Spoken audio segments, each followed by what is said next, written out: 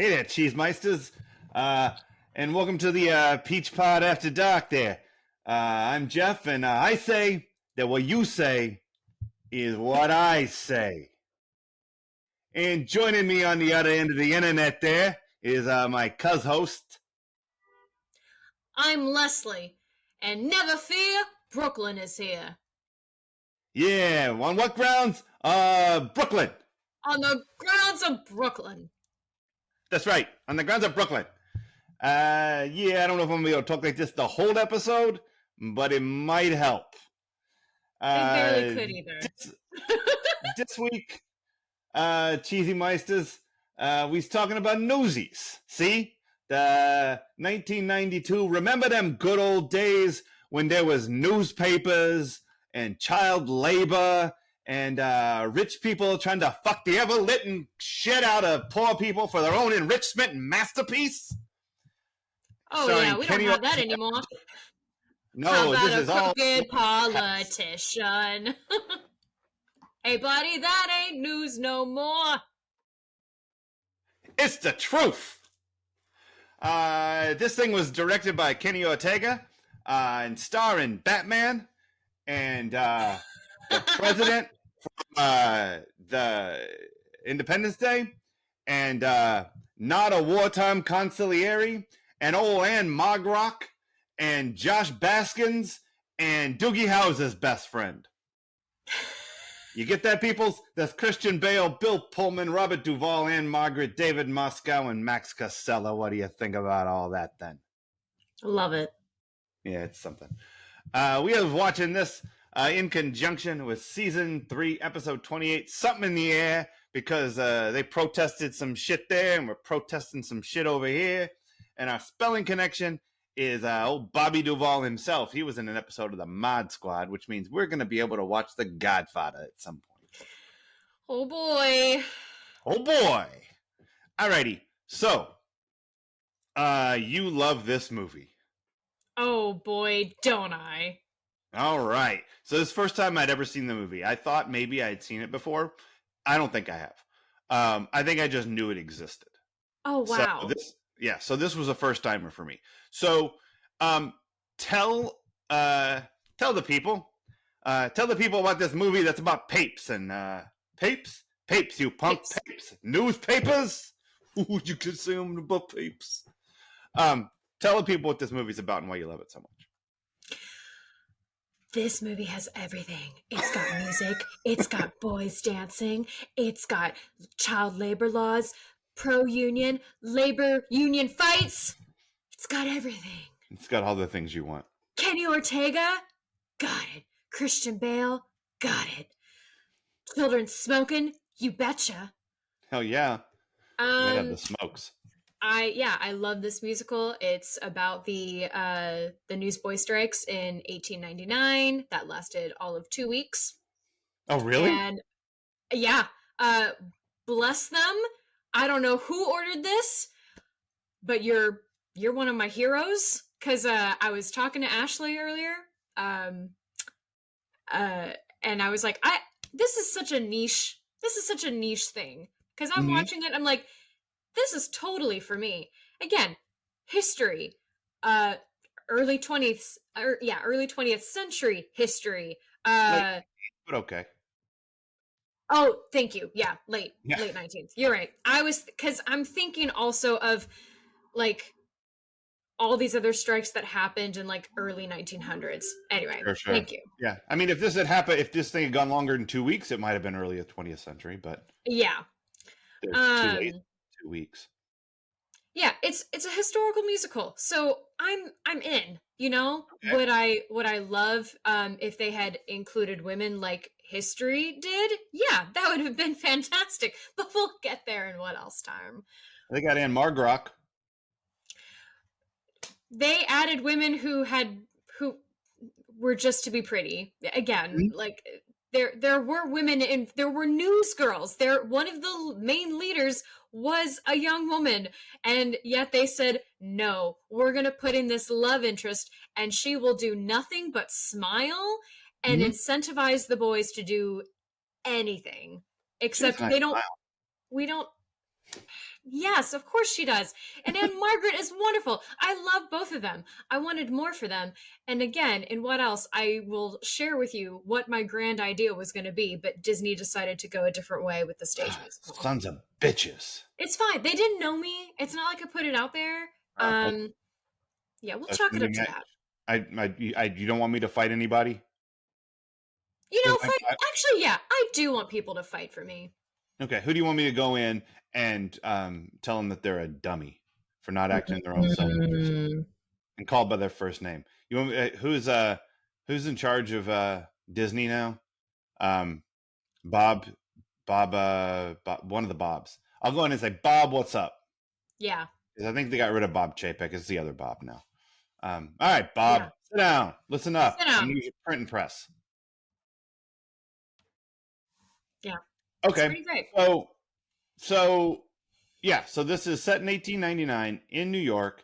It's about newspaper boys who are they're doing gangbusters. These kids. I mean, they're making some hand over fist, raking it in.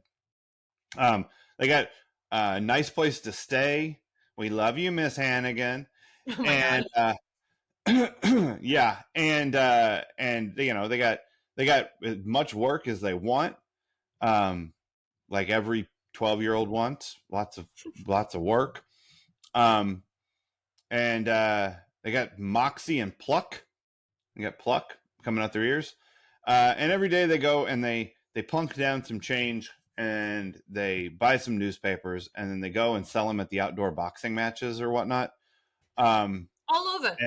All over. You want to find Water people Alley, Central Park. yeah, wherever people Guaranteed. can read. Yeah. Mm-hmm. And then they sell the paper for a tidy profit and on about your business. And so the Batman is like great at this shit. Like this is his, you know, he's a natural born leader if there ever was one. Kind of like Brandon Walsh. Look, I thought you were going to be a leader when I met you earlier this year. Except I feel like this movie shows us that you definitely need more than one person to successfully lead a movement, because Jack is the let's just go for it and do it. And Davy's like, whoa, whoa, whoa, let's talk about this. And also, you are not educated and you don't know what to say other than like, you're the action guy, I'm the wordsmith. Yep. David Moscow, commie. Oh no! I see what you're doing. Bolshevik. I see what you're doing. Kenny Ortega. I see it. I know your red-leaning tendencies and your up the worker nonsense. Squash the rebellion. That's what I say. But then there's like so Batman is out there getting it done. And like everybody else is like, I'll take 20 papers. And he's like, give me 100.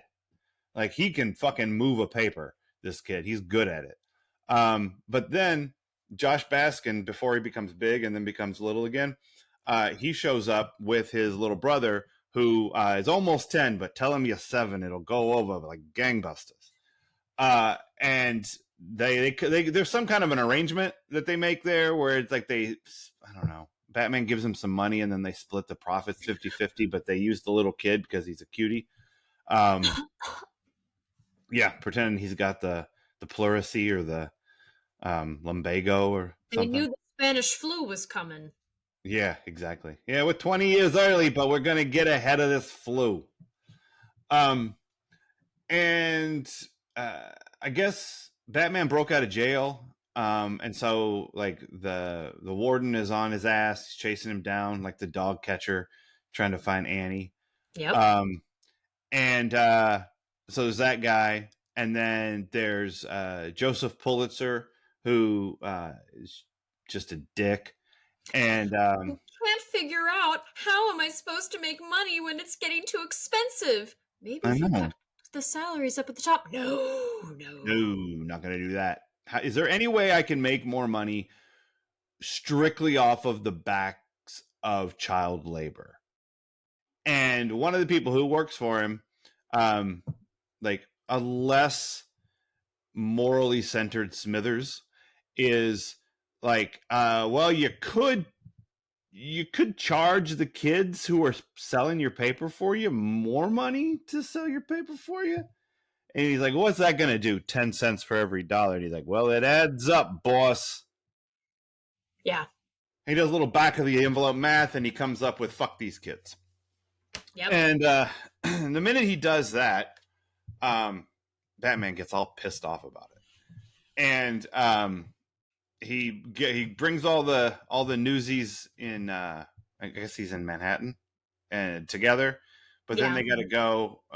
They got to walk across the Brooklyn Bridge and talk to what's that kid's name? Spot Conlon. Spot Conlon, and convince him, because where Spot goes, the rest of the bureaus go.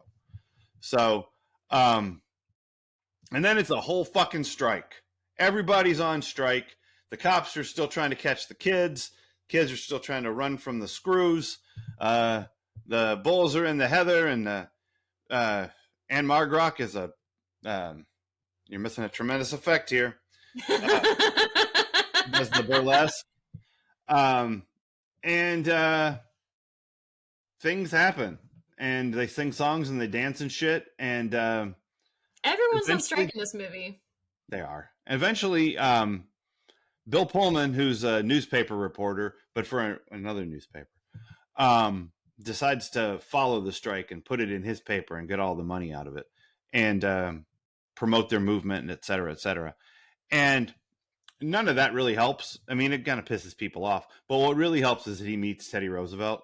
And like, if you can meet Teddy Roosevelt, I mean, as Uncle Monty will tell you, that solves a lot of your problems. Yes, it does. Did you feel a personal connection to this because you know about Uncle Monty? No, but I guess I should go back to Teddy Roosevelt's grave and thank him for helping Uncle Monty. Right. Not only did you help Batman and Doogie Howser's best friend, but you helped Uncle Monty. And Teddy Roosevelt comes down and says, "Hey, Pulitzer, don't be a douche." More or less. And then they all live happily ever after until they die of black lung or whatever happened. Until Spanish flu, World War I drafts them all. Yeah, that's true. Yeah, these kids are in trouble. But, for them, they saved that 10 cents on a dollar. It's a fine life. It's some kind of life. Okay, so I'll tell you. First time seeing it, I didn't love it. Okay. Okay. Like,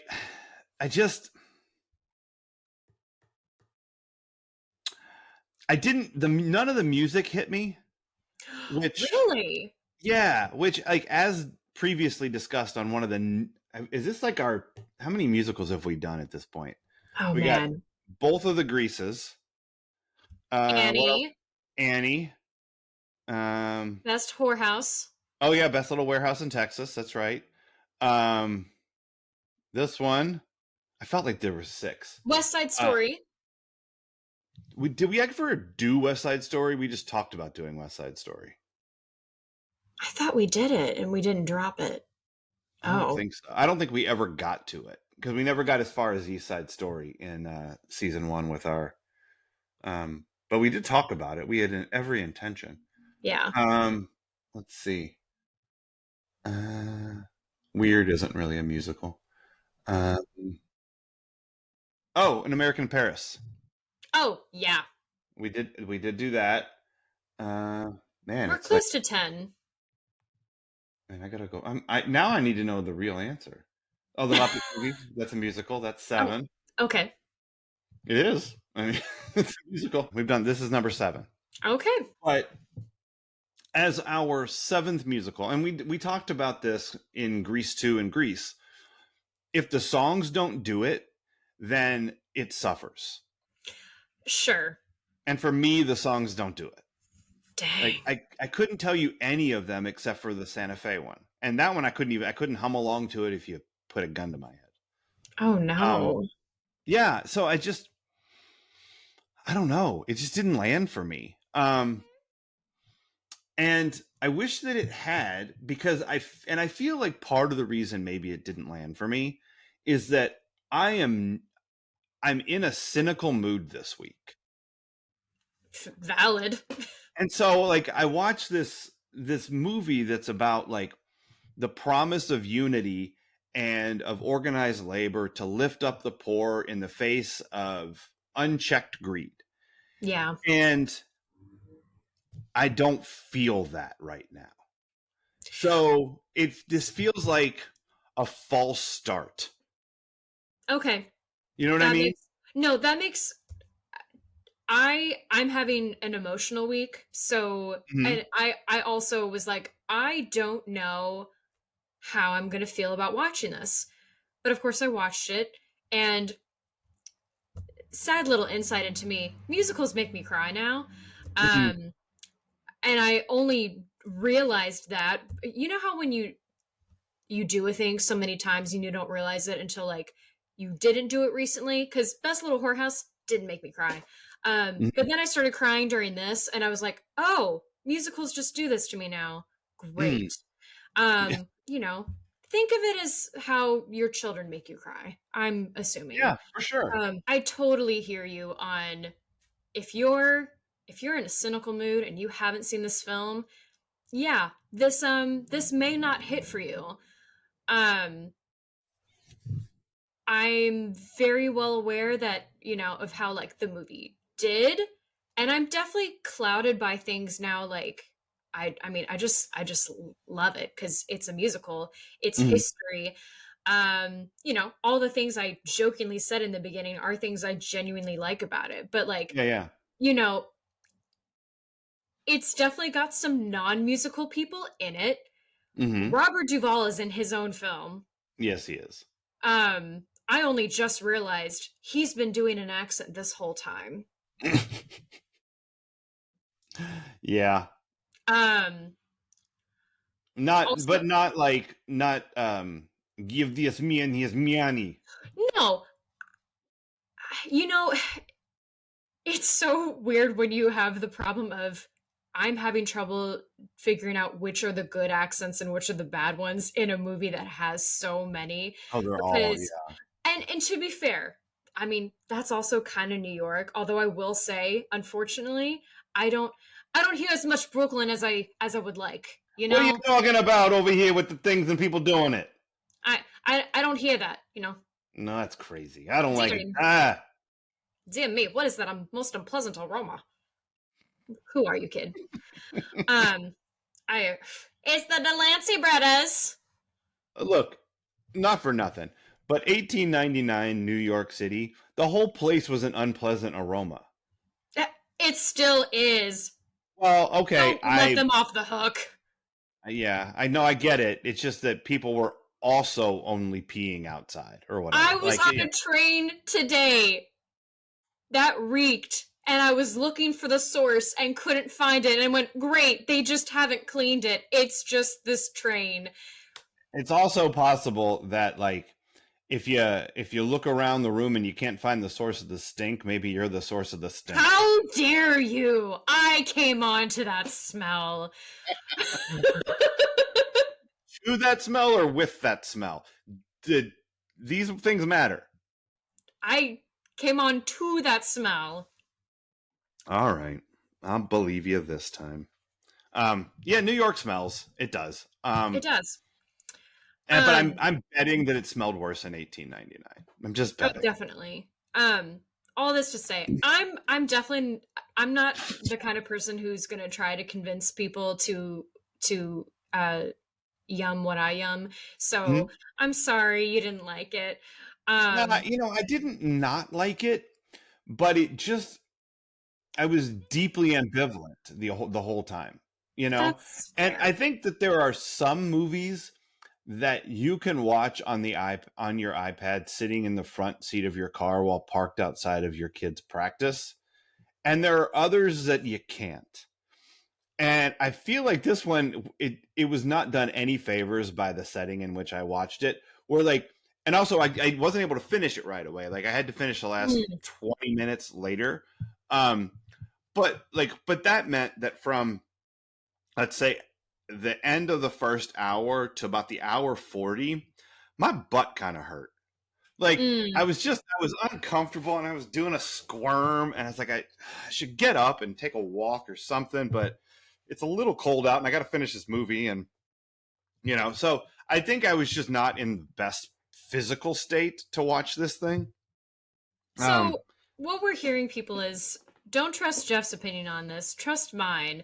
Let yourself have some joy and believe in the lyrics like we're a union just by saying so. Believe that that can be a thing. I'm for it. I want to feel about this the way that you do.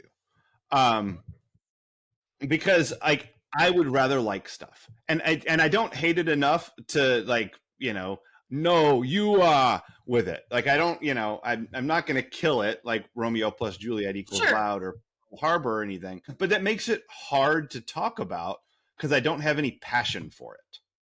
That's okay. That's You know, why I'm here. This is a fun little turntables moment for everyone who's been wondering if I will ever sound happy. Here you go, people. This is it as is. close as we get. Me talking about Newsies, the research I've done on this. I mean, I know more about this than I ever have. So when did you first see this? Because it wasn't when you were 2. No. So I as usual, my sister got me onto this. I okay. think middle school. Because we grew up watching musicals together, and I forget how she saw it. Maybe mom found it at Blockbuster and rented it, but then Ashley told me about it, and I was just like, cool, sure. Because the setting would have also aligned with when our American Girl doll, what era she's from. So Oh, again, ties. sure. Samantha very much would have heard about this newsboy rally and been forbidden to go to it from Grandmary. I mean, she would have closed her eyes and clucked her tongue and said, "What's to be done with these newsies?" See, but here's the great thing too, because Samantha's best friend is a child who works in a factory, so she becomes an advocate she becomes an advocate for child labor laws as a child. And then this is your American Girl doll. Okay, I want to. I know I'm not. Look, I'm not judging. I want to make sure I understand what we're talking about. That's My all. doll did amazing things. I believe it. You know what? If there's nothing that a doll can't do in the imagination of a loving child, so I'm all for it. Wait, so I don't know enough about American Girl because I never had a female child. I have a boy, and we just didn't do American Girl stuff. So did she come? How much of that backstory did she come baked with, and how much of it did you apply while watching Newsies? Oh, I can't. I mean, all of pretty much all the backstory about her best friend and being a pro child labor. Wait, no, but child labor law advocate. That's very much true. Like she speaks out at her school in an essay. Um, Your doll? well, no, like in her books. Okay, okay. No, I'm asking. I don't understand. I don't know this stuff. There are books that come with the dolls and they have like a whole story, and so she writes an essay on child labor and how it's a problem in Okay. all of New York. And luckily her grandmary, for some reason called grandmary and not grandmother because that's what rich people do. Mm. um and but no, what I added was I totally think Samantha would have been like, oh my god, we gotta grandmary these newsboys. They're striking because they're having to pay too much. Nellie was telling me all about it. It's awful. Can we make the awful boy next door, Eddie Ryland, a newsboy because he sucks, but let's Oh, help fuck. the other newsies. Right. Motherfucking Eddie Ryland. I mean, that's the truth. He Yeah. Okay. I did not know there were books involved. Like in oh my my goodness, head, yes, that's the best in my part. okay. Well, I mean, I agree because I'm fascinated by the inner life of this doll you have. Um, it's I look what I thought it was, and again, I might be even wrong about this. But my impression of Cabbage Patch dolls which are like American Girl 1.0. Don't act like American Girl dolls are not riding the coattails of Cabbage Patch Kids. Okay. This is the problem where you weren't alive then, because the insanity over these Cabbage Patch dolls. Like, if you were around to see live news stories of like people physically assaulting other people to get these fucking squish arm dolls or whatever, literally like violent acts to get these things, you would not think that I'm being hyperbolic. Like, American Girl, that thing cannot, it can't even come close to the fervor. That's but fair. It can't exist without this other insanity happening before it. So, but what I understand about Cabbage Patch dolls is that, like, you get them and then they have a name or whatever, but there's like a little card with some information on it. And this is like the story of this Cabbage Patch doll. And then it's just what it is. So I thought your American Girl doll had a card on it, and the card was like Grand Mary and fucking shirt fire factory child. I was like, that's a lot of information for a card on the back of a cardboard box, but there's books involved and it makes so much more sense now. But I kind of like it the way that it was in my head. Oh, that's fair. They each have 6 books. At least the original dolls do. Okay. How many original dolls are there? That's contestable. I think we're getting into some shit. I know, and we're deviating from Newsies. I know, we'll come back. I'm sorry, I just got interested. No, it's okay. I would say, hold on. Felicity, Kirsten, Josefina, Addie, Molly, Samantha. I'm being generous on some of Tinky these. Winky, Lala. No, how dare you? Marlon, Jackie. I'm going to include Michael. Kit in there. I'm going to say there's like Ian Ivory. 7. Stop. Groucho. Wow. There used to be 4 and then it grew from there. But like, I would say there's a core 7 that people know most of all. Okay. Like, know the most. Okay. And yours is the only one that you think probably was like, hey, Batman, go get him? Well, she's the only original from that time. There is Rebecca Rubin, who's also from that time. She might have.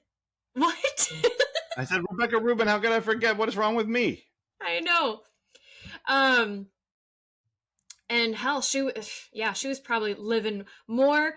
She was living closer to everything that was going down, whereas Samantha's probably living a little outside the city because it's nice where she lives. Okay. And she's an orphan, but she's a rich orphan. Like, she's living. Oh, sure, she's one of the good orphans. Oh no, the orphans with scratch. Yeah. Yeah. Okay. All right. More about Newsies then. I love going on an American Girl tangent. Again, another thing I could do a lecture series on, but we're not here for that right now. I was just now. I was here for it all the way. Well, thank you. It seems like that excited you more than the Newsies, which I'm thrilled with. People should be more down for American Girl, but also American Girl prices should be down. Fuck yeah. That extra 10 cents a dollar they're charging for those is some bullshit. If only it was just 10 cents. Also, I can't even get into why that store won't hire me, because they know I'm too good for them. American bitch. That's terrible.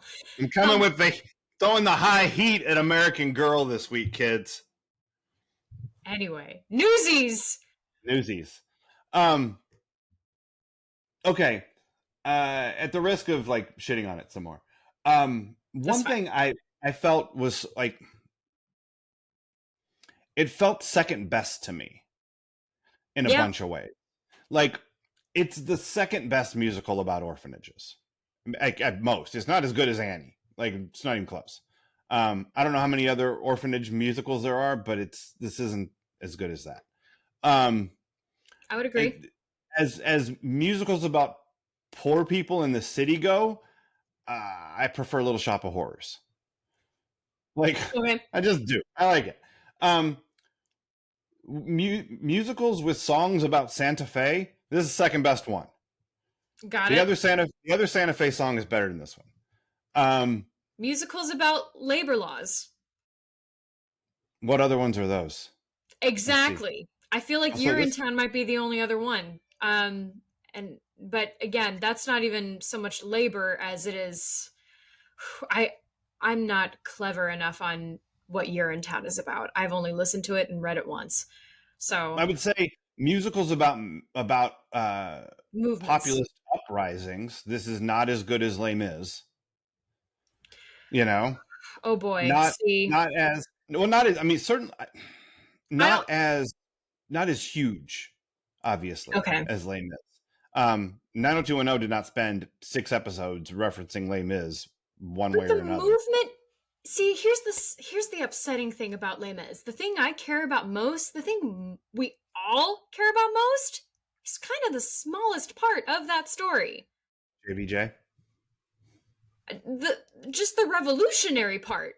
Oh, yeah, I guess so. It's It's not one I central. know all that. So It's yeah, I'm gonna hurt some people's feelings right now, but like it's central, but really that musical is about the various characters that meet around it. And then there's that, and it's devastating. And mhm. it yeah. Again, I And can't break it down more. that's fine. Um, and I'm not the hugest Les Mis guy in the biz either, but Me either. um, as previously discussed, it's not a movie or it's not a musical that I knew about because of the music. Like Okay. when I watched that movie, I don't think I'd ever heard any of those songs before. Like they had not permeated my consciousness in any way. Same with this. I'd never heard any of these songs before either. Okay. It's probably like this can't be any better than the second best Batman origin story, right? I again, this is where I'm like, I hear you and I know all of these things to be true, and yet I don't care. You love it. No, it's great that you love it. Like I don't want to yuck your yum, No, I know. even if I'm not yumming it myself. Um, I just don't know, like when it's something that I care about a lot, one way or the other. I know how to ask you questions that'll get us somewhere, but I Oh. don't know where to go here. You know what I And mean? I didn't prepare questions. That's a Right. shame. Well, Yeah. So tell me what, because you did research. I did. So like here's something, because when I watched this is one of those I thought a thing and it turns out I'm wrong. But maybe I'm not, but I probably am a little bit. I watched the end of this movie and there's all the, thanks for letting us use your printing press, Joe. Um, and then the windows are open and all the Newsies are out there screaming and yelling, and old Joe Pulitzer um, like covers his ears and throws a little fit. Go home. Go home. And I thought that was so fucking weird. And I thought this the reason that he does that, this is what I thought. The reason he does that is that this is a movie for children. Mm-hmm. And that there has to be some over the top, I don't know, like some way that you see that the big unbeatable bad guy has been felled by your chanting. And so it has to be this, okay, with the noises, you're so loud, and shut up, all you kids, with taking my 10 cents away from me. And so I thought, oh, this is a kid's movie. And Mm-hmm. I wasn't a kid when I watched it. You obviously were. And so that's why it didn't grab me, right? That's what I'm thinking. Like, oh, this reinforces my theory that part of why I don't like this is because I was never quite the target audience for it. But it turns out, per your research, that old Joey Pulz has some ear things going on. So that was like a real thing. So I started my research on Joseph Pulitzer because as I'm watching this for the nth time, I couldn't help but wonder, why does this man have a a most valuable prize named after him. We'll get to that. I have a, Yeah. And as I'm reading about him, one, I learned like, oh, Eastern European immigrant, and I thought, oh, that's an accent Robert Duvall's doing. sure. Okay. And, Mhm. and I can't speak to whether or not it was good. I should be able to. It must not have been great for me to not pick up on it, or it was just, again, he's in his own film in this. Mhm. Everyone else did a better job blending with each other, and Robert Duvall said, fuck you all. I'm an actor. Right. I want to get work again. Oh yeah. And yeah. And so yeah, Joey Pulitzer had some ear sensitivities later in Interesting. life, which this would have taken place later in life, near the end of his time in journalism. And so, and they earlier in the film too, there was he references again. He's like, "What's that racket out there?" Yeah. His little henchman's like, "Oh, it's the newsboys. I'll go tell them to quiet down." And I'm like, "It's New York. That's right. Deal with it. Shut up!" Like every time I get annoyed about the noise, I have to remind myself where I am, and I'm like, "Yeah, deal Mhm. with it." That's right. Um, You're out, yeah. Tom. But yeah, and yeah, the obviously not liking the sound, and I think this movie is one of those that is very much meant to be watched parent and child or guardian, because there were so many scenes. I feel like they took a lot of care in telling this story and having the historical context and explaining why they jacked up the prices, why the Newsies, uh, why, like, what else is happening in the world around them, why they're mad at these other newspapers. Like, they had scenes, they had exposition. And what's funny is, I could not have told you any of that from years ago. It's Mhm. only as an adult that I now recognize these things. If you had asked me as a kid, um, why does that Snyder guy from The Refuge get arrested? I would have gone, because he's a bad guy. Oh wait, why did he get arrested? Because I think I just missed it when I was distracted. And you would if this was your first time, which Okay. it was. Um, he, they mention, I think Crutchy and Jack are telling Davy when Crutchy's in the refuge, Wait, that is Crutchy the kid on the crutches? yes. Because that nickname is subtle as fuck. Go ahead. And yet later on, when the kids call him the Gimp, Jack Kelly rolls his eyes like, wow. And I thought, oh, look at Jack Kelly, ahead of the game. No, and that's not Rude. a nice word. Yeah. Um, so they talk about how Snyder is keeping this refuge full, because if it's full, then people will donate money to it, and he's pocketing the funds. Oh, so it's like the American prison system. Got it. Exactly. Yes, very much so.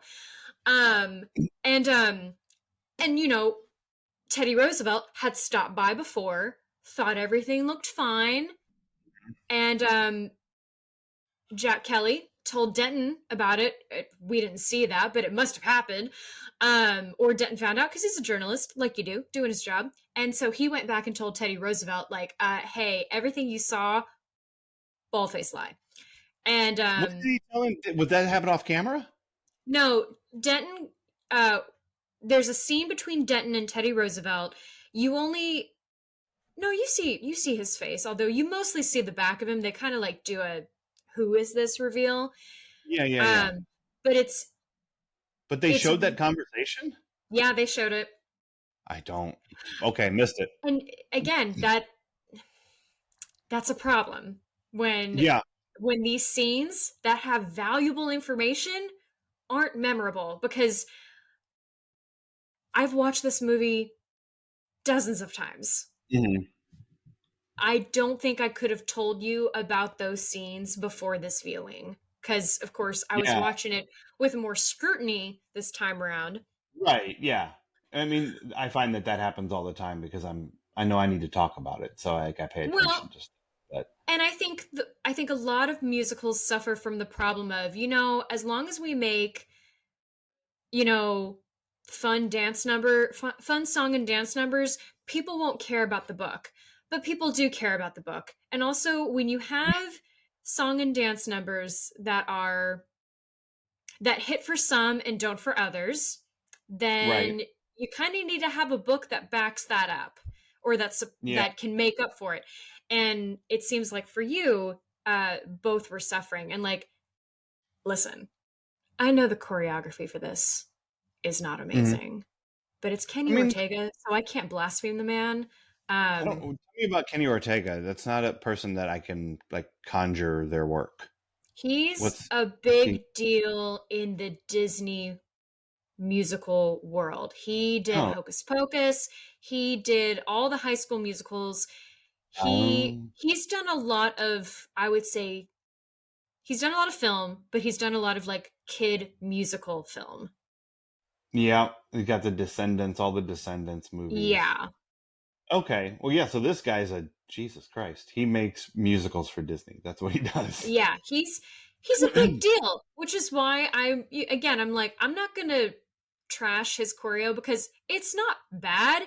It's hmm it's early work choreography. And also, he was very much working with what he had. And a lot of the frontline people were not dancers. No, they were actors. Yeah, and like, even saying that though, Christian Bale did fine. He did fine. Like, Sure. doing the stuff he did, I'm like, yeah, he pulled it off. Does he look like he's thinking the whole time? Absolutely.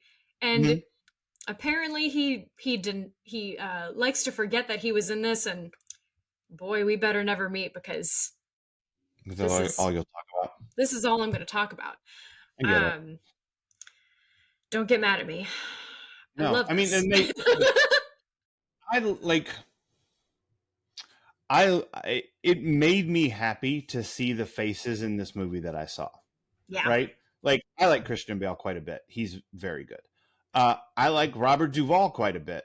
Um, I mean, as noted by the fact that I keep calling her Anne Margrock, I love Anne Margaret from when she was on the Flintstones, um, as Anne Margrock, obviously.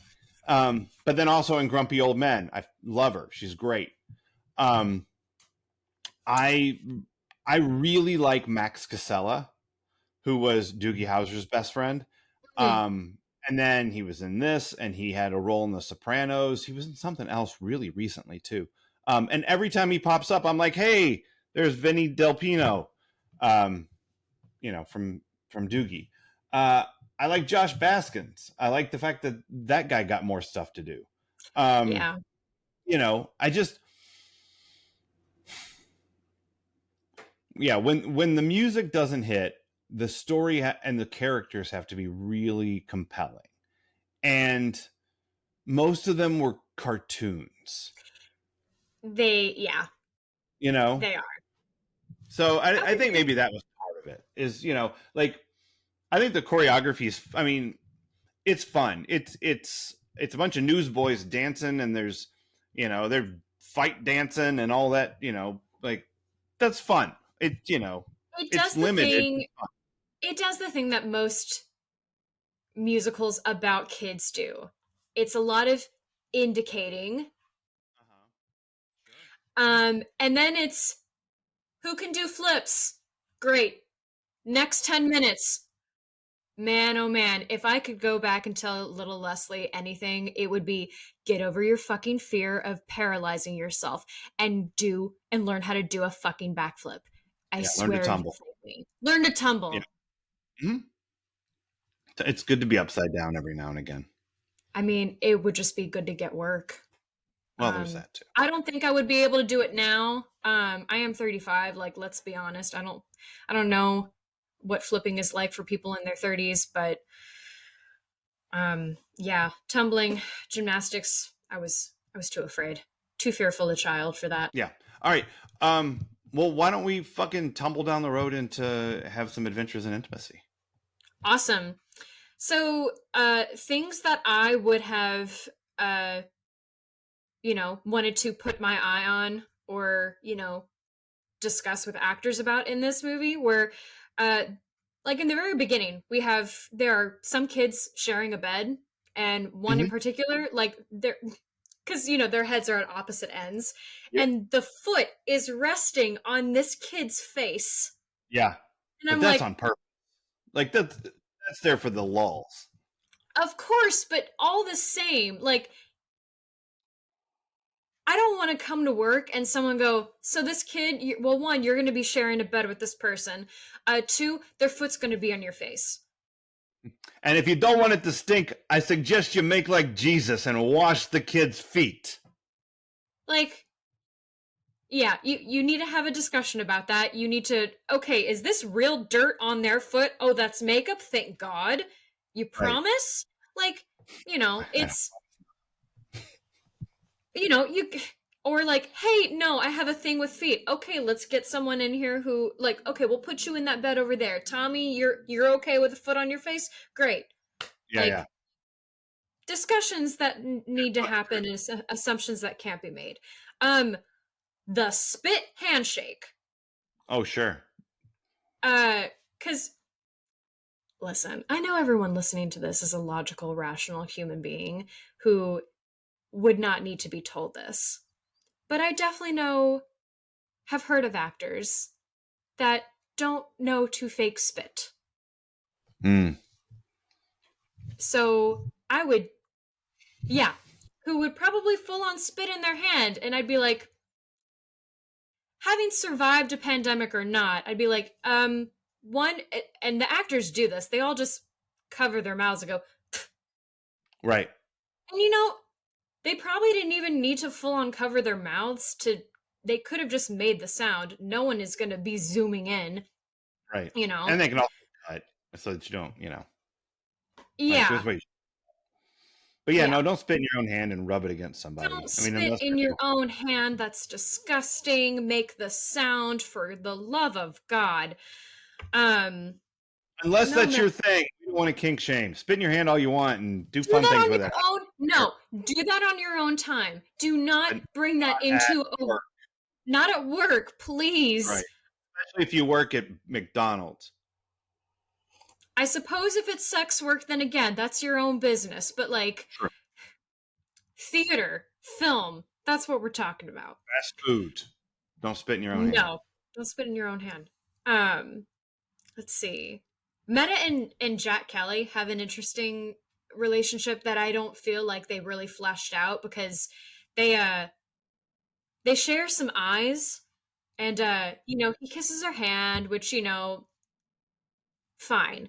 But I was talking about this with Ashley earlier too, and I said we kind of have the thing again where there's like a weird blend of maternalistic while also she is flirting as part of her job. Yeah. And so that's always on. And so there's that weird mesh of maternal while also charming. And and she's singing to the boys later and like okay with all of them flirting with her. And I mean, she's a performer. It's 1899. I mean, those Like, are her customers in a year and a half. She's not going to yeah, piss them off. yeah, she's not going to say this isn't appropriate. I shouldn't do this. The one of a few jobs that I'm allowed to do as a woman, Yeah. I own this building for God's sake. but it would and I think in the I'm going to try and stay away from the stage version, but I will say I think they flesh out or separate that a bit more just cuz I think it's important. It's always important to know the backstory for characters and what their relationship is, but in a moment or in a relationship like this too where it's again an older person with a younger person, I think it's important to distinguish when there has or has not been romantic Yeah. intimacy. Yeah. And I don't think there has in this, but there's a question. I'm Right. curious and I shouldn't And be. also, I mean, not for nothing, but if this kid like can have a job and like lead a labor movement, he can get laid. That's fine. Well, yeah.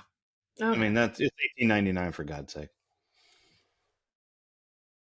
He's 17, which is the 18 of back Oh, then. I was wondering how old he was. He is 17. That's 17 is probably the 30 of Yeah. 1899. Um, in terms of other love stories, I don't think we need the Sarah and Jack love story. I I don't think it does anything at all. It doesn't I add anything, and it's always it's always bothered me because I like that character is there. You know, when I was younger, I'm like, "Oh, cool, a girl." Um, what's her involvement going to be? It's nothing. She Mhm. smiles. She is Takes him up on the roof. she takes him up. She's a source of comfort for him, which Mhm. he can get from his friend Davy and the little brother Les. Like, Right. I don't want to I don't want to say we don't need this other character, but like we don't need the romantic love story to give him a reason to stay in the end, Yeah. you know? And when she's used as a pawn later to for the Delancey brothers to find Davy and then to get uh Jack, you know, to stop being a scab, like it's it's frustrating. It's frustrating to see she finally gets a powerful moment of punching this guy and then is forced to run away Right. when that one punch doesn't do what we think it's going to do. And Yeah. thankfully, again, it's a Disney movie. They like the guy kept his hands on her waist and was just pushing and not they I feel like they made it pretty clear they weren't while the men were harassing her, they weren't aiming to do more and they weren't going to make it look like they were trying to do more. Sure. That wasn't the story they were telling. So, but again, like I don't need to see a woman pushed around or abused. Yeah. We shouldn't need a young girl being pushed down on the ground to get her brother Hmm. to to come out and then also get beaten up and then to get the scab to stop being a scab. Like It's a that's lot. I think that's my source of contention with this film. So, I will yeah, say though that I will say this about her and him. I liked the scene on the roof yeah. where he's talking about how like like does she want him to stay? Like he's never had Yeah. anyone who's wanted him to stay, or however he puts it. Um, and I think that's the one character beat I liked and remember. So I think what I would have preferred is more of a relationship there, that Yeah. opposed to not having one at all. But I agree the way that it is now, it's like, what is this? It's just nothing else supports what happens on the roof. Um, My my idea, you know what? I'll come back to that. I want to stick to the intimacy right now. okay, yeah, please.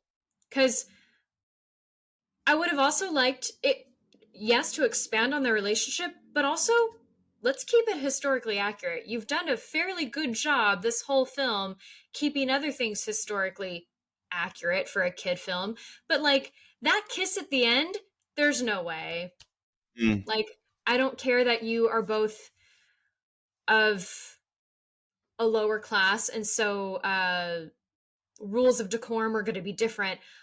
I just don't think we've had no reason to believe nothing in her story that says she would have like just gone right up and laid one on him. I Yeah, I'm gonna stick with I didn't like that the kiss wasn't historically accurate. gotcha. I want that in my story. And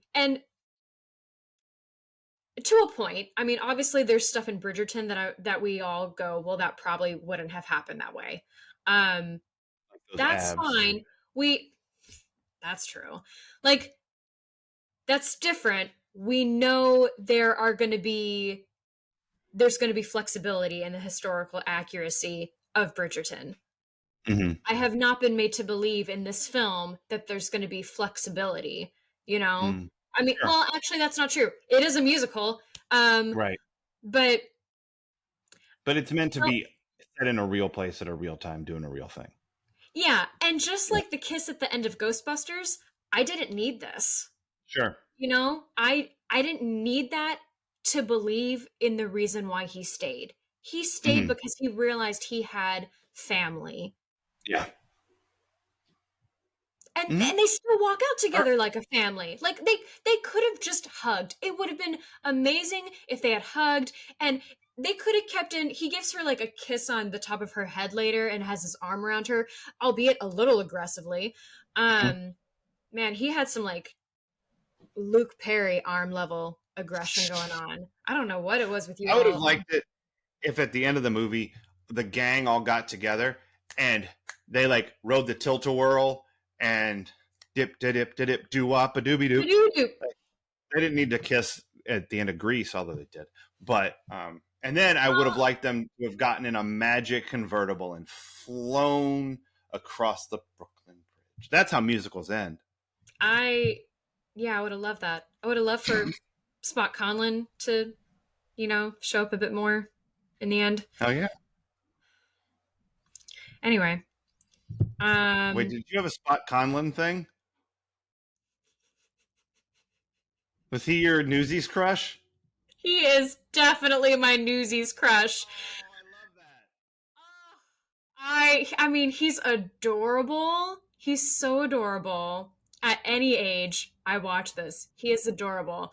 My inappropriate thought moment was when he appears with his gang and he opens the gate and his hair's down looking all 90s, and all of a sudden he turns around Sure. and he whips his cane from his belt, and I was like, oh boy. Weird. Spot Conlon in the house. Spot Conlon. I say That's that what awesome. you say is what I say. That's what I say. I say that a lot. Nice. Last few things I just wanted to touch on intimacy wise. When Jack is being carried out by the cops at the end of the rally, this is what I would have had a discussion about, because there were so many people in that moment. Yeah. Cops, I mean, a cop, one of the actors playing a cop definitely brushes his arm like probably against his junk. And again, by accident, Right. trying to figure out where to put a hand in a very chaotic scene. And then there were other kids reaching out to touch him, and it's like, well, they're probably accidentally going to brush something too. So like, one, you need to make sure the actor has on like probably a dance belt in that scene, or a cup, something, so that he's not accidentally getting tapped. Yeah. But then also in such a chaotic scene, try to keep consistency by being like, okay, you go for put your arm there if you can. Right. Kids, as you're crowding in, like, yes, crowd in, but try to touch like the upper half of his body instead, or like obviously check in. Knowing Christian Bale, that's not gonna, I doubt he wants to work with an IC, but I can only conjecture. So yeah, moments like that where, and again, that could also be done by a fight person, because that's there. It's the rally, so there was a ton of fighting happening, but you just need some sort of discussion, because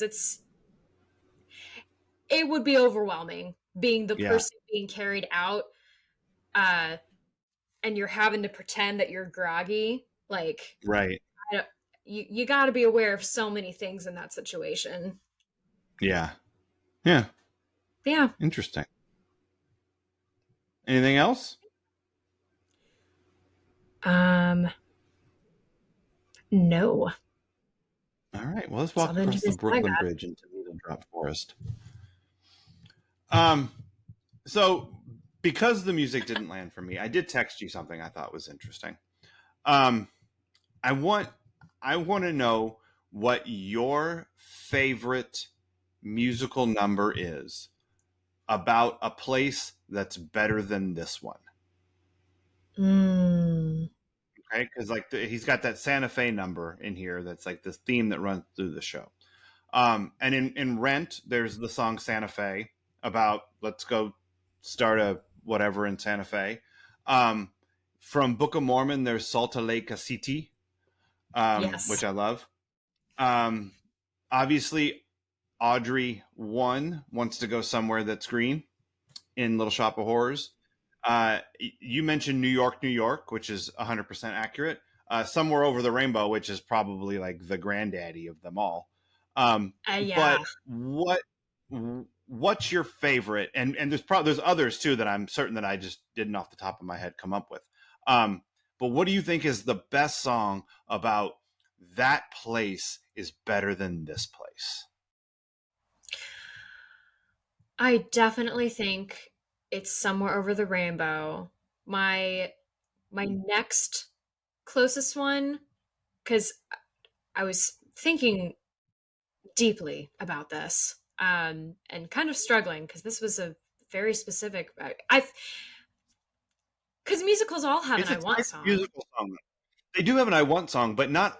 But a lot of them have a.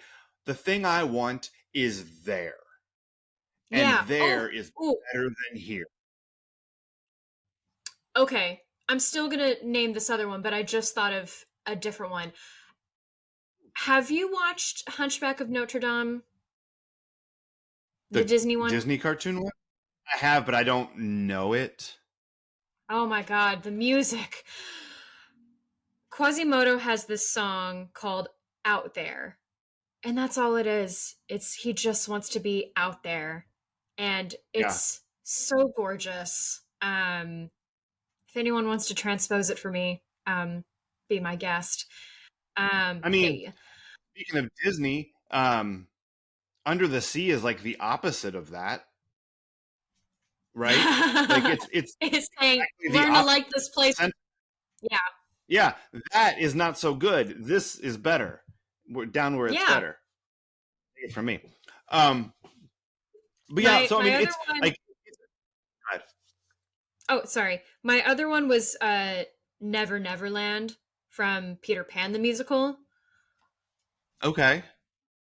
Yeah, that one's really I don't know. beautiful, and um it's in the beginning of the show, and Peter Pan is singing to Wendy about this place, trying to encourage her or lure her, entice her, whatever you want to say. Well, I shouldn't say it. I have thoughts about their relationship. Um, but yeah, he's Peter Pan is singing the about how much he loves Neverland and the beauty of it. So I think that one is a lovely one, and it's kind of like a lullaby as well. Mhm. Yeah, I mean, it like I guess the thing that I like it's a specific ask, but Yeah. there's a lot of these songs, Oh you yeah. know? Like it's a common thing in a musical for it's it's it, it is an I Want song, but it's a very specific subset of an I Want song, you know? Easy Street Um and Annie. yeah. Yeah. I mean, there's just it's I just hit myself up with my own thingy. Um I'm a big fan of Salt Lake City. Have you seen Book of Mormon? I have. It's so fucking funny. Um, I know. but the thing that I think is interesting about all of these, and what show is New York originally in? Is it in New York, New York? Is It's that what it's called? from a show called New York, New York. Yeah. Okay, it's not a show I've ever seen. I just know the song. Um, so I can't say if this is true for that, but for all of these other that place is better than this place things, no one ever goes like when people go to that place, it's not what they thought it was, and home was always better. You know, like Yeah. in this, he's like Santa Fe. Want to go to Santa Fe? Ah, never mind. I'm gonna stay here. Um, Salt Lake City. I Yeah. don't. I don't think she ever makes it to Salt Lake City, but her image of Salt Lake City is comically inaccurate. You Yeah. know, Like she just has this picture of this place that is definitely not Utah. Yeah. And and and that's what all of these things are. Like they're all projections of a place that is paradise. And sometimes when you go to paradise, you have to like throw water on a witch and murder another witch by landing a house on her. Like it isn't cool, you know? And like Yeah. sure, like inanimate objects talk, but they got a lot of emotional problems. Like it's a heavy duty deal like when you go over the rainbow. So like all of the wanting leads back here every time. And sometimes somewhere that screen is where you die. Well, I mean, it depends on which version of it that you watch. Yes. That's true. Don't feed the Obviously, I'm plants. going off the sad one. Yeah, I love that song. I do too. I love everything about Little Shop of Horrors. Oh yeah, it's Like fantastic. I, I that's one where the music and the book, no notes. Give me Exactly. the performance. I mean, especially in the movie, give me Rick Moranis and Steve Martin. And like, please give me all of that. Give me the doo-wop girls, you know, who are Mhm. named after the girl groups of the 60s. Give me all those. Total eclipse of the sun. Um God, And yeah. where is Well, that, honey? An emergency room? Oh you got a point. She got a problem. no. I really like that one. Yeah, it's definitely not this one. It's not Santa Fe from this movie. No, But but it I makes me do feel things. good. I love that. Um, I don't just love that for you. I love that. I think it's great. I think and you know what? Going back to your weird little picadillo where you weep during movie musicals or whatever. Good. I love it. I love that that happens. I love that you're feeling things when you watch these because it's so much better than not. Like True. it's not fun to watch something and feel nothing from it. And to be clear, I didn't feel nothing watching this movie. I felt angry watching this movie. You should Um, feel angry though. That's not a bad thing to feel either during this. You should feel mad that we are still dealing with this shit. mhm. And And that's we are even less organized than these children. uh-huh. That's I guess that's what it is that I don't feel what I want when I watch a and this is what we've been fed our entire lives when we watch um movies that are about history, right? By and large, there's going to be an exception to this. But what we're fed is this story that you're watching, the struggles that the people in this story at this time had. They succeeded. And because they succeeded, our world is a better place. If Right? only. That's the story of all of these historical movies. It's not like none of them are ever like, man, wasn't it better then? Like when, you know, people were getting fire hosed and billy clubbed and shit. Yeah. That's never the theme of a historical piece like that or like this. It is the power of the little guy to come together and fight against injustice will lead to a better world. And Mm. isn't it great that we no longer have child labor like this? Haven't we come so far? Right? Like that's what we've been conditioned to experience when watching historical artwork, Yeah. movies, musicals, TV shows, whatever. Um, they're almost all look at what we overcame to be where we are. And Yeah. they're also, yay, America, right? Yeah. Most of the time, they're very much, we are a country of that has had problems and has grown. Yeah. And I didn't want to come on here tonight and talk for an hour about how that feels like a fucking lie right now. But it does. But I didn't want to do that. And so we didn't. And I'm happy we didn't. I had more fun doing what we did. But that's part of why I watched this and went, motherfucker. Yeah. Like the whole time, I don't feel that we're in a better place. Yeah. Like I think it's great that we shit inside now and flush the toilet. Thumbs up for that. Sure. But the rest of it, I mean, I think it's nice to walk across the Brooklyn Bridge. I did that. That was kind of cool. I love doing that. I can't do it by myself at night, and I would love to be able to do that, but yeah, couldn't do it then, can't do it now. No, because Joe Pulitzer will come and give you what for, Joey Pulz. Speaking of which, he definitely only has a Pulitzer Prize named after him because he bought into that. Like that's, Okay, so this is what else time. Because one of the things I wrote down was, you want history to remember you fondly? Name a prize after yourself. Exactly. I was like, fuck, this is terrible. Why do we have a prize named after him? Oh, he named it after himself. Great. Got it. Of course he did. Yes, it's a great way to make yourself look good. Is for like everyone through history to give an award for great journalism, and it's named after you, which makes everybody who was born after you died think you must have been a great journalist. Yeah, look up yellow journalism and you'll change your mind. Yeah, not just a rich fucker with a printing press. Yeah. So a couple. Joey Pulz.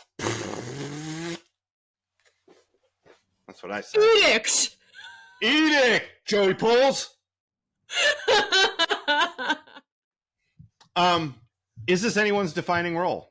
The answer is yes. Oh, well, okay. Oh, is it what? Scoot or Scott or Snot or whatever that kid's name is? It is everyone's. I know everyone in this movie from this first. That's hilarious. The only person I may not have known from this first is Bill Pullman, and that's only because Casper came out when I was 6. Wow. Okay. Sure. I mean, neither one of these are in my things I know Bill Pullman from. That's fine.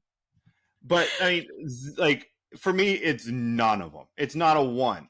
I mean, you got Batman, you got the Independence Day president or the While You Were Sleeping. Like, just that's Bill Pullman, right? In that where he does the Lou Gehrig Hell if I know. You haven't seen While You Were Sleeping? No. Oh, you probably would like that. It's a sweet little rom-com. Laura likes it. Okay. Robert Duvall is obviously not a wartime consigliere. He's Tom Hagen. Come on. And Margaret. I didn't know him. Oh, okay. And Margaret, I know from Bye Bye Birdie first. Okay, and for me, it's the Flintstones. And then after that is Grumpy Old Men. But before that, it's just knowing that Anne Margaret was a person who was really famous. Like, that's what it was. Obviously, I know Josh Baskin from being Josh fucking Baskin. And Max Casella is Vinny Del Pino. Like, he's Doogie Howser's best friend. Not a one of these people do I think of as being from this. But you're like, all of them? All of them. And Christian Bale better hope he never meets me. Because you're going to be like, you know what, cowboy? Let me tell you something. That's right. You want the papes? Headlines don't sell papes. Newsies sell papes. Newsies sell papes. Papes. Quit trying to make papes happen. How about that? How dare you? Papes definitely happen. I dare. I so fucking dare. Rude. What else do you have for what else time? Okay, this is a nitpicky thing. I had another thought for what else, and oh yes, here it is. Okay, so when in that horrible time when all of us who love Newsies were begging for Broadway to make this a stage version, I was already coming up with ideas in my head for how we can make Sarah's part better. because Okay. that's all I cared about because I Yeah, could yeah. play Sarah. She's gonna be They plain or tall. exactly.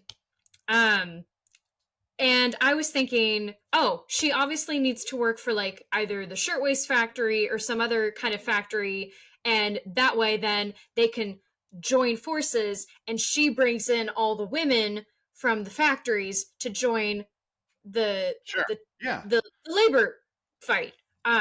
I don't know why I'm having She trouble could coming take up their with words. newspaper that they printed and take it to the. It's the whole point of that. So anyway, go ahead. I'm with you. Because yeah, I don't know why they don't ever show her working, and I'm like, if you have the littlest one in the family working, you definitely have the young girl working. Not if the young girl is named Brenda Walsh. That's facts. That bitch ain't got to get a job. So that was my main idea. I just wanted to give her a job and I stuff to like it. do and a part in other than, smiling and putting her foot on the press at one point. Um but they didn't do that. They combined the journalist and the girl role, and it's fine. Um Oh, okay. I mean, at least she has more of a story, and there is still the like I have to prove myself just like you do. Yeah, yeah. But yeah, no, yeah, I hear you on all you said about you know being angry and not wanting to be angry the whole Spend time. all your time in Angry Land. But that's Yeah. there are times for that, and that's okay. Mhm. But I know Yeah. you know. No, I agree. I agree. Um, I just, this is fun. You know what I mean? Here's a fun nitpicky thing, because as I was watching this, I was like, "Are they drinking Coke?" And I went, "Wait a minute!" And then I thought, "Wait, no, they would have had Coke." I checked the date; they would have. But what my contention is, I don't know that they would have been drinking it iced. Oh, that's interesting. That's Yeah, a I don't know. really small thing. I don't think. Again, I don't know. I'm not a proper historian. I only have theories. Um, You but know yeah, what I just heard, speaking of that. I was listening to, it's a weird way to get there, but I was listening to Fat Man Beyond, Kevin Smith. okay. Yeah, one of Kevin Smith's podcasts. And they were talking about stuff that they'd been watching lately, just things they liked. And I can't remember if it was him. I think Mark Bernardin brought it up, but then Kev started talking, and when Kev starts talking, it's over. He just goes. But we were talking about a show, like a documentary series called The Food That Made Us. Oh, Yeah, and they talked about Coke is one of the episodes that they had, and how um like Coke, the fact that people liked drinking Coke, like, turned gas stations into convenience stores, because mm, one of the Coke salespeople was like, "Hey, you know what would be great is if people who stopped here to buy gas could grab a cold Coca-Cola." And so they started bringing ice chests and Coca-Cola with the little on the side where you pop the top, and putting those in convenience stores or putting them in gas stations so that when people stopped and bought, they could get a nice cold Coke for the road. yeah. And it turned it like basically it created the convenience store, and created like the almost like the need for a cup holder in your car. Like, it's just Wow. all these things that, like, the ripples of the foods in American history, and Coke was apparently one of them. And I haven't watched it yet, so this is like totally like fourth hand, and I'm probably getting like a bunch of the details wrong. Um, That's but okay. yeah, but it's interesting. So it's a thing to watch. So what is this the EST of for you? This is the best male ensemble musical, in my opinion. Interesting. Okay, what's it up against? Like, what are other male ensemble musicals? Every musical. Um, Well, but I mean, like, I was just no, thinking, like, there are a lot, but they're like Hamilton is kind of I'm balanced, being and cheeky. Grease has a bunch of girls, and Yeah, no, I'm just being cheeky. I would say it's up against 1776. That would be the main one because that's For all God's men, sake, John, 2 women. sit down. Yeah, that's Somebody true. ought to open up a window. I like 1776. I do too. It is long though. Yeah. And also definitely not a show we probably want to watch right now. Might make me feel better. If that makes you feel better than this, that might make me mad. I like the music of that better though. So, Okay. I haven't listened to it enough to know. I know one song because I use it for auditions. Right. But you're right, it probably would grump me the fuck out. So it's gonna grump you. I shouldn't assume. But I think you're right. No, I'm right. Come on. I mean, Superstar, I guess, is a male ensemble musical. Oh yeah. Oh, real quick, I want to. Yes. I need to clarify the record. All right, and it's way late, but I was just editing today one of our previous episodes, and in that episode, I wrongly stated that the King George numbers in Hamilton were inspired by the Pontius Pilate stuff from Jesus Christ Superstar. That's wrong. It's the King Herod songs, not the Pontius Pilate songs. I know that. I'm sorry. I shouldn't have done it. I feel really, really bad. I don't like getting things wrong because I love the King Herod number. I wondered about that, but I don't know that show like you know it, so I wasn't going to debate. I got it wrong. Good to know. Yep, I fucked that one up. So like 2 months ago, you listened to that episode when I did that. Now I'm sorry. I just know that I knew it at the next morning, Cheesemeisters, I knew I fucked that one up and I felt so bad many people screamed as they heard that. I know. There's Herod, god damn it. I'm gonna say the Full Monty is probably also another male heavy show. That this is definitely better than Full Monty. I like Full Monty better though. I just do. I know you do. I like that. Here's what I like about the Full Monty. I like that it's the little stuff, like when they're in line at the DMV or whatever, and they all start the unemployment office or whatever it is, and their song comes on and they start dancing to it. I fucking love that. And I love the part where they're trying to get the choreography right, and one of them points out it's just like the offside trap, and they all go, "Got it." Like you relate it back to soccer, and everybody knows what to do, and it's that stuff about it that I love so much. Anyway, if this isn't the best male ensemble musical, which it is to me, then it's definitely the most pro-union musical. It's pretty pro-union. Yeah, I agree with that. And by Disney, that's pretty funny. Yeah, cast members, everybody. Yeah. All right. What's this? The ESTF for me. Might be the newsiest movie I've ever seen. Oh my god. I mean, I don't know. Yeah. I'm sorry this hit you on a bad week. I mean, that's okay. I'm sorry I didn't love it as much as like, okay. But now you know what it's like. Because like every other time I've brought something that's like, this is the fucking greatest thing ever, you're like, I don't know if the Big Lebowski's any good, or whatever. I didn't say, but yeah, no. This is a good feeling for me to experience because right before we started too, Walter reminded me he had seen this on Broadway and I lost it, and it was like, why didn't you ever talk about that? What'd you think? And he went, it was fine, and I went, yeah. Okay, we're gonna have to discuss that later. Sure. So the important thing that I realized way early on doing this podcast with you is we have to leave space for both of us to feel however we feel about the movie and then just talk about it. Because if the episode is me going, you're wrong, Raising Arizona is fucking awesome, shut up, it's not very interesting. Or if you're like, I didn't really like that. I'm like, you're right. Everything I like is bad. Like, Yeah, like that's not fun either. it'll be all flat tires. Yeah. So, like, it's this is just the flip dynamic. It's just different for it to be like the thing you love, and for me to be like, it's fine.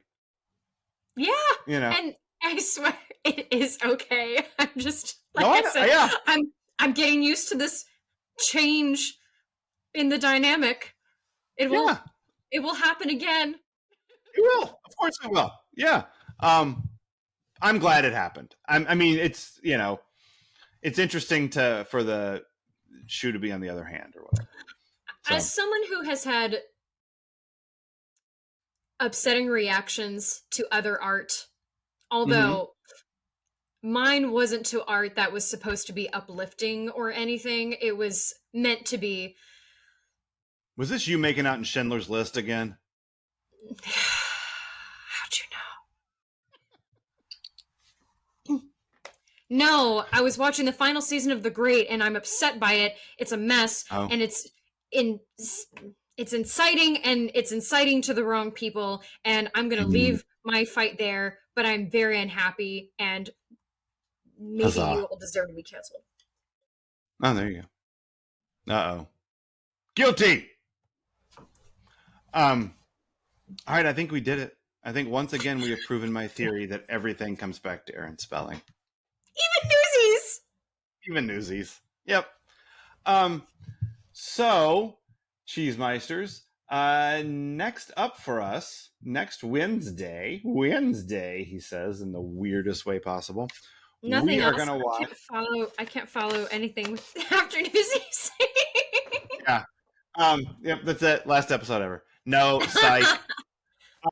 So next Wednesday, Cheesemeisters, join us for season 3, episode 29, commencement, part 1. We are at the end of high school. And next Friday, I don't know what we're going to watch yet. I think that we've been putting a little too much pressure on ourselves to cram in every high school movie we can think of before they graduate from high school. Because I think, like, for example, like we had discussed watching Hoosiers last week when we watched Pretty in Pink. But there will be other times when like basketball will come up or something. Okay. You know what I mean? So like we have another reason to go back and watch that. By the way, we're recording this on the day that Gene Hackman died, and that is very sad. Yeah. And the day after Michelle Trachtenberg died from Buffy, which makes me very sad, Donnie. So there, it's a couple of tough losses landing right here at the end of February. So like, we could have chosen to watch Hoosiers because Gene Hackman died, like that would have been a perfectly reasonable reason to pull something like that out. Plus, if things go to plan, we're going to be back at Sunnydale High, which is the same exact building as West Beverly, when we get to Buffy.